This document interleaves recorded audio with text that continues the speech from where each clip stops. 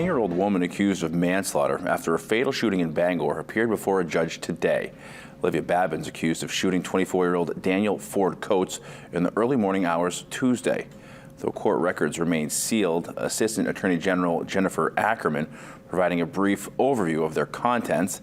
She says when Bangor police were first called to Highland Avenue around 4:30 a.m., Babin lied to the police, saying another man who was at the scene but left was the one who shot Ford Coates. But according to police, interviews with two people present during the shooting, including the man Babin first accused, corroborated each other and not Babin's story.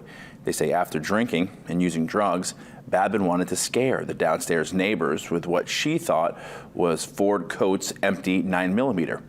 Taking the magazine out, she began to joke around, put the gun to his head, saying, "You don't think I will," then pulled the trigger, ultimately shooting him in the forehead. The state says Babin and another woman at the scene then left, threw the gun, magazine, and holster into a stream and asked a downstairs neighbor what to do. They say it took around 25 to 35 minutes for Babin to call 911. Her $100,000 bail remains unchanged by the judge.